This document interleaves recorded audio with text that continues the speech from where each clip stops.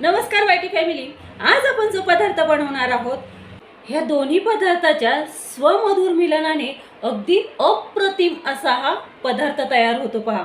या पदार्थाचा स्वाद आपण अगदी मनसोक्तपणे लुप्तपणे अगदी वर्षभरच काय पण वर्षापेक्षा अधिक काळ आपण या पदार्थाची चव चाखू शकतो. मनसोक्त लुप्तपणे ह्या पदार्थाचा आपण आनंद लुटू शकतो पहा. गाईज, तुम्हाला हा पदार्थ शिकायचा असेल आणि ह्याचा स्वाद घ्यायचा असेल आणि हा पदार्थ कोणता आहे हे जर जाणून घ्यायचं असेल तर हा व्हिडिओ तुम्ही कंटिन्यूअस पहा. व्हिडिओ आवडला तर व्हिडिओला नक्की लाईक करा. मी भारतातील पुणे जिल्ह्यातील तृप्ती स्वागत करते तुमचं पुन्हा एकदा आपले यूट्यूब चॅनल @तृप्ती मेरे कुकिंग अँड ब्लॉगिंगवरती. सर्वांची तब्येत अगदी उत्कृष्ट असेल, अगदी अप्रतिम असेल अशी आशा करते. आज आहे 16 एप्रिल 2024, मंगळवार आहे आज आणि आज ज्यांचा वाढदिवस आहे त्यांना wish you many many happy returns of the day. त्यांच्या सर्व मनोकामना पूर्ण होत ही स्वामीचरणी प्रार्थना करून आजच्या नवीन कुकिंग व्हिडिओला सुरुवात करते. हापूस आंबा पोळी बनवण्यासाठी प्रथम काय करायचं, स्वच्छ धुतलेलं मिक्सरचं भांडं घ्यायचं. तसेच 2 हापूस आंबे घ्यायचे आहेत. 2 हापूस आंबे स्वच्छ धुवून पुसून घ्यायचे. त्याचं वरचं जे चिकाकडचा जो भाग असतो पहा, हे काढून टाकायचा आहे. म्हणजे देठाकडचा जो भाग असतो तो काढून टाकायचा आहे. आणि मी ज्या पद्धतीने हे पीलअप करत आहे ना हा आंबा, अशा पद्धतीने हा पीलअप करायचा आहे. हा आंबा पीलअप केल्याच्या नंतर ह्याच्या छान अशा खापा पाडून घ्यायच्या आहेत मिक्सरच्या भांड्यामध्ये पहा. अशा पद्धतीने ह्याच्या छान अशा खापा पाडून घ्यायच्यात मिक्सरच्या भांड्यामध्ये.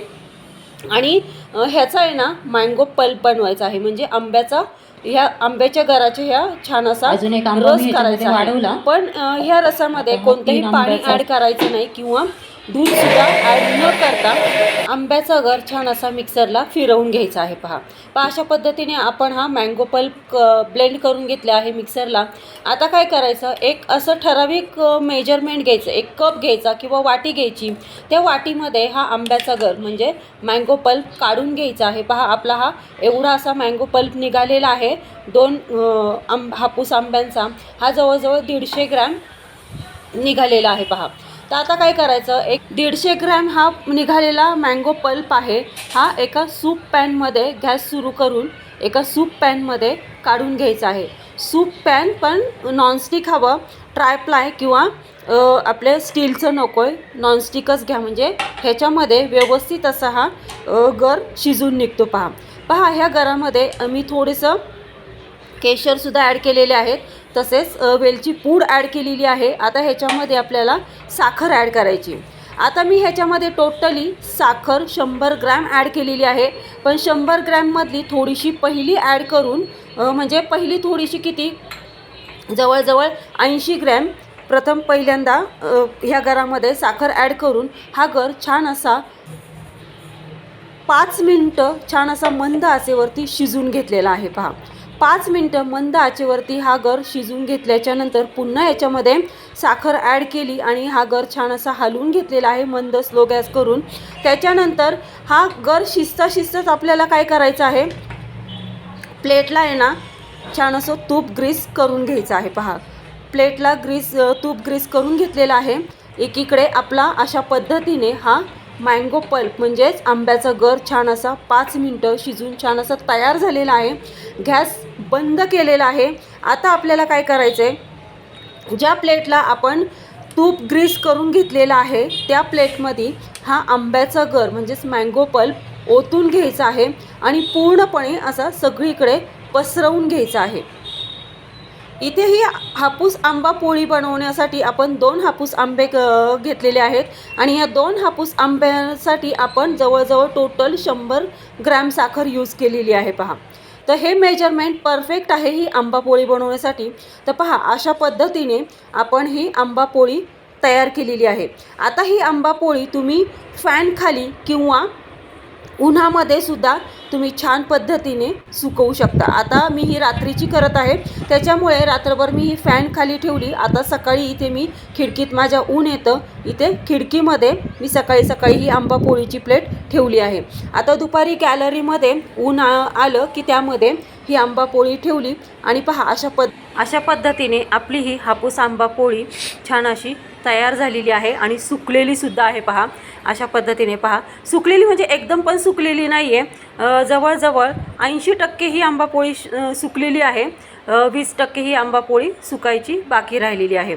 तर आता ही 20% पण आंबा पोळी संध्याकाळपर्यंत सुकून जाईल पहा.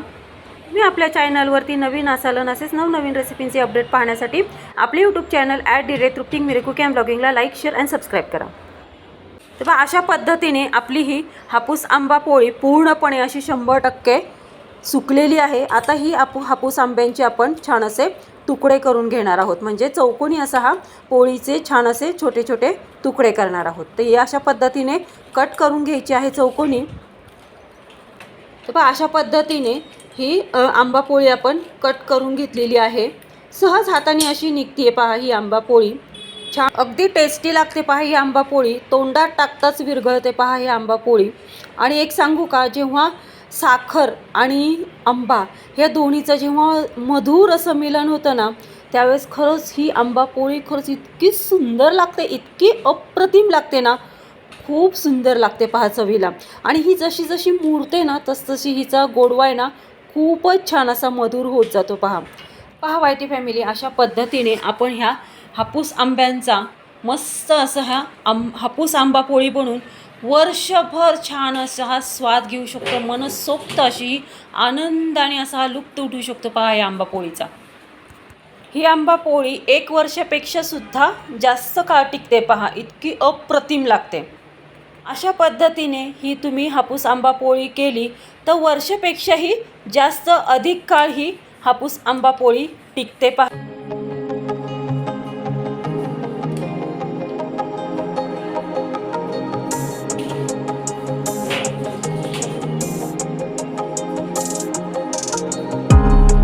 अशा पद्धतीने मस्त अशी साखरेची मधुरता आणि आंब्याचा गोडवा या दोन्ही पदार्थाच्या स्वमधुर मिलनाने एक उत्कृष्ट अप्रतिम स्वादाचा असा आपण पदार्थ बनवलेला आहे, ते म्हणजे हापूस आंबा पोळी.